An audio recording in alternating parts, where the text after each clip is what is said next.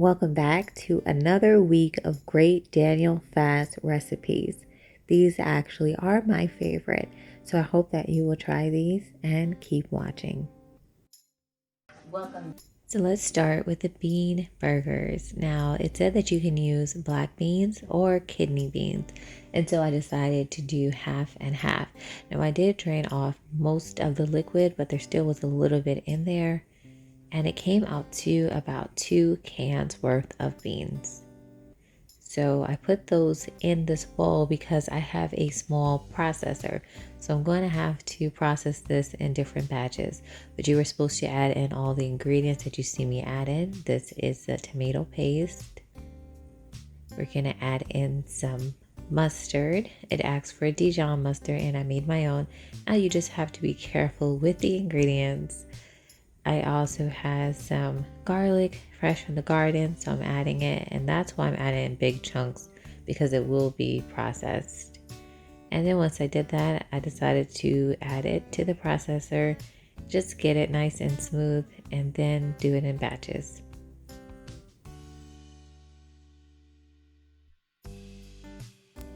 So you see me scooping it out here. This is what it looked like.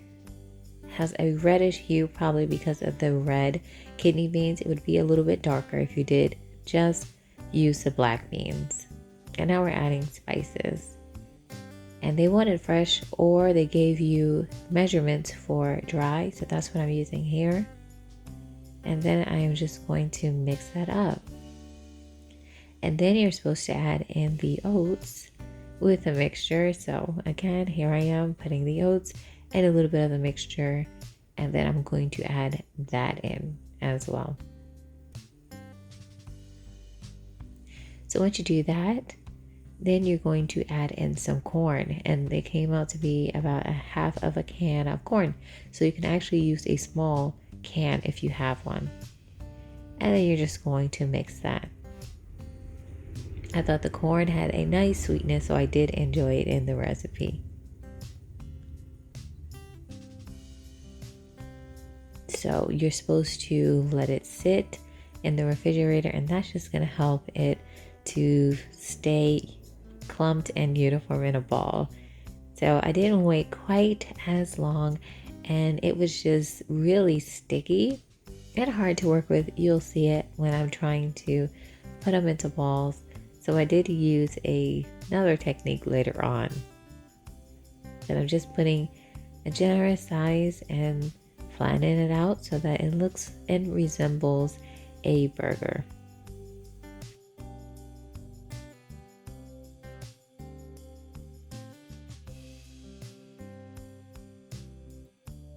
So you want the oil to be nice and hot, and you want to hear a sizzle, just like how you would cook up some burgers.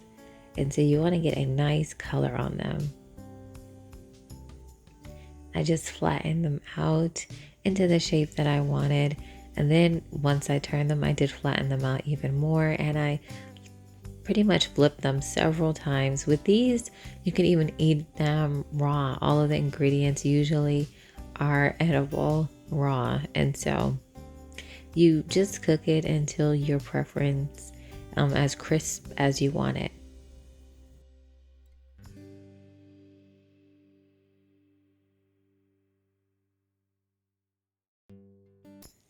You guys can probably tell how delicious these look. You can see the oil on the sides, getting it nice and crisp. So, I mean, if you close your eyes, let my mom try it too. And you might have thought it was me just one time. So then let's get started on the next one. So we're going to wash off your cherry tomatoes. I'm happy that those were from the garden. They taste really good. This is my first year in a while growing cherry tomatoes, and so I'm definitely gonna have to do it again. They are so delicious and my kids love them. So they were using some small, like English, not as many seeds in this recipe, but you can use whatever ones you have and just cut them up into bite-sized pieces. So then the star is a oil that is infused with some kind of herbs or spices. And then I'm using some lemon juice that I canned up, and I will link it for you guys. You can see it even has some of the pulp in there, so you know that it's the really good stuff, 100% not concentrate. So you want to get a ratio probably about 3-1, because at least for the oil that I had is very strong, and it was really flavorful and delicious, and my kids even liked it too. So depending on the oil that you have, how flavorful it is, you may want to do 2-1. But yeah, my kids loved it. It was delicious, and this was just something light without any vinegar.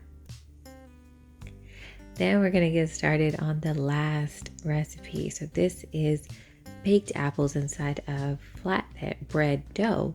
And so I just folded them up and made them look like, little empanadas or something. So we're just going to peel the apples, and I always peel generously because I give the bits to my chickens. Now, if you don't have chickens, you can just make them into apple cider vinegar. Really nice. Something I haven't done yet, but I should try it. So with these apples, we're just going to season them up. Seasons are king when you're doing these recipes without sugar and without meat. So lots of cinnamon. We have some nutmeg. You can put some clove. You can put some star anise, and you can put some fresh. But I didn't have much time. I was trying to get it done by a certain time limit. So then we're going to make the easy flatbread. It is 4 simple ingredients. Now I did show a little bit of this before, but I didn't show the process of me making it. So we have the warm water. We put in the salt. We're just going to mix it up. You want that warm water just because it helps the dough, but it also will help the salt to dissolve. Then you're going to add in the oil, which is 1/4 cup, but check out the recipe in the description. I'm going to mix that in. And then last but not least, we'll add in our whole wheat flour. And if you're not sure about what this Daniel fast is, you're using whole grains. So no white rice or white flour, so you're using whole. You're not going to use any yeast, so unleavened breads. You're also going to not have any sugar, whether it is honey, agave, any of those sweeteners, or artificial sweeteners other than what you're going to get naturally from fruits. So you can use dates, and you've seen me use that in the first of this part of the series. And so you also are not having any meat and no alcohol. So yeah, you're just eating really clean and delicious. If you try out these recipes, you won't be disappointed, and you won't miss any of the things that you're used to. So with this dough, I am just mixing it as much as I can, seeing that it will stick together. Then we're going to go ahead and switch to using my hands. We're just going to kind of knead it together, trying to get it to all stick into one uniform dough. So that's what you'll see me doing here. And you'll notice that the dough is warm, your hands is warm, and it helps to form them into the shape that you're looking for.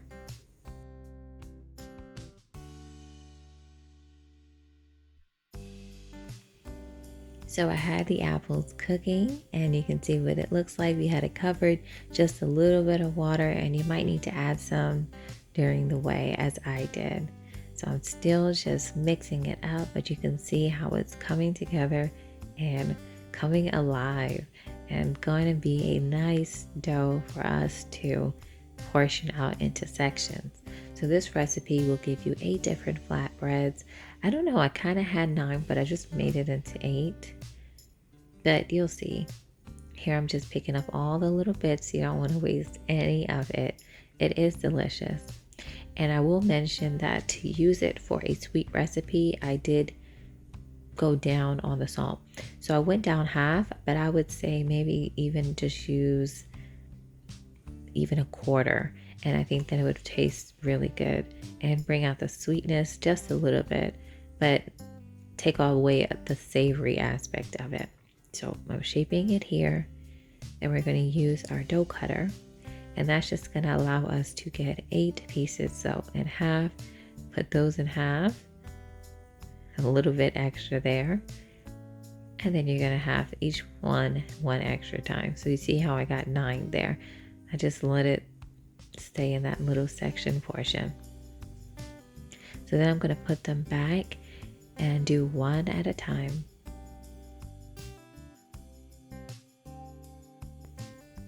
So you're going to need a rolling pin for this. And then I just flattened it out in the middle, rolled it up on each side. I'm not worried about these coming out into a perfect circle shape. They usually don't. They come out more like an oval, but that's okay. It serves its purpose. I just want to get it really as thin as possible, and even so that you could see your fingers underneath. So now they are all done. So I'm just going to add a little bit of extra cinnamon, rub it in. That's just to add some to the sweetness. I always use lots of cinnamon, and for some reason it tricks my mind into thinking that there is more sugar in there than it is.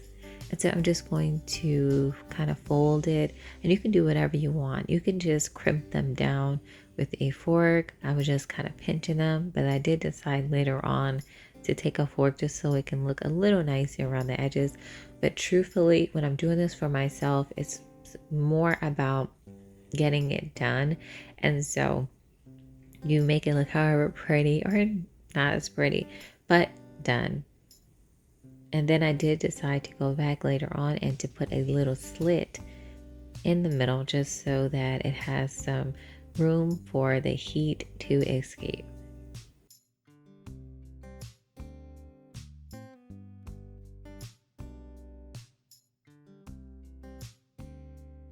And I will be using this baking sheet with the actual rack on there just so they can get a little crispier. And I'm not going to put the little liner on it because it should be, nothing really should drip, but if it does, it should be easy enough to clean.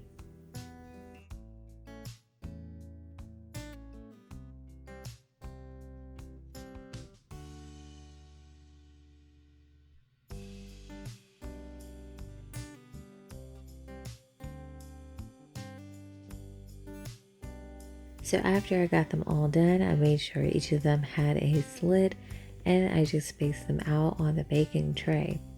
And then I just put them in the oven at 375 and I let them bake. And they baked for about 20 minutes, maybe a little bit more. But once the filling started bubbling and some actually came out onto the pan, I knew that it was ready. So then I took them and I went to my mom's, and me, her, and the kids tried them, and everyone thought they were good.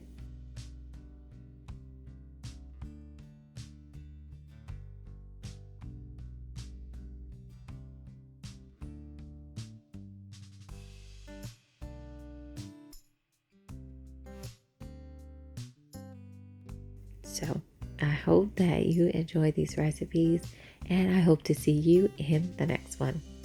Bye.